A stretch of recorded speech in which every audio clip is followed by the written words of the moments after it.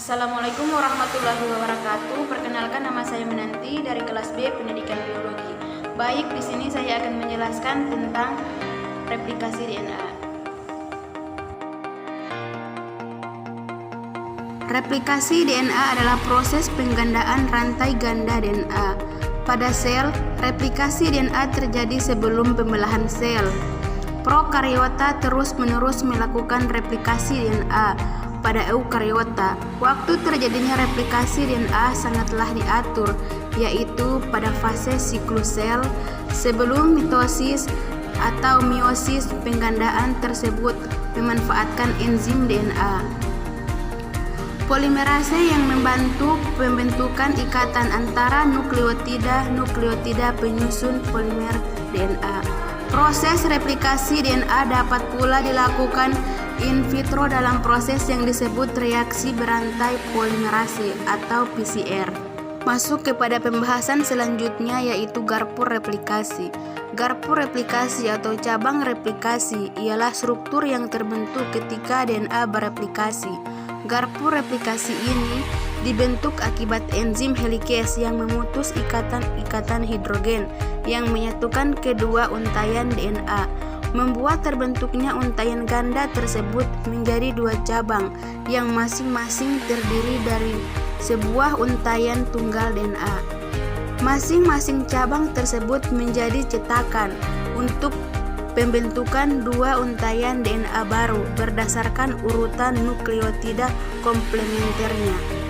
DNA polimerase membentuk untaian DNA baru dengan memperpanjang oligonukleotida yang dibentuk oleh enzim primase atau disebut primer. Masuk kepada pembahasan berikutnya, yaitu pembentukan untaian awal.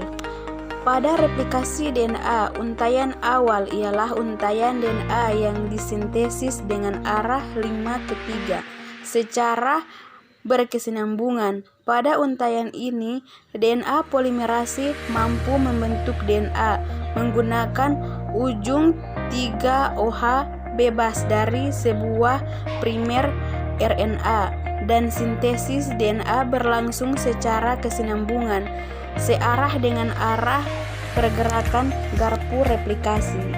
Masuk pada penjelasan berikutnya, yaitu pembentukan untaian lambat. Untaian lambat ialah untaian DNA yang terletak pada sisi yang berseberangan dengan landing strand pada garpu replikasi. Untaian ini disintesis dalam segmen-segmen yang disebut fragmen Okazaki. Pada untaian ini, primase membentuk primer RNA.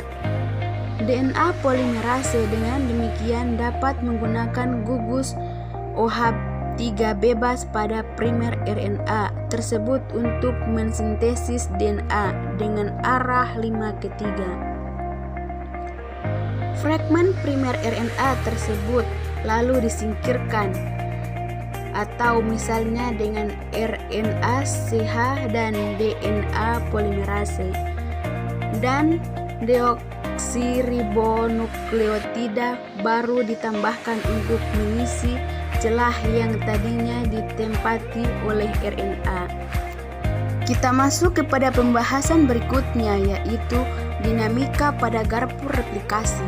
Bukti-bukti yang ditemukan belakangan ini menunjukkan bahwa enzim pada protein yang terlibat dalam replikasi DNA tepat berada pada garpu replikasi, sementara DNA membentuk gelung untuk mempertahankan pembentukan DNA kedua arah.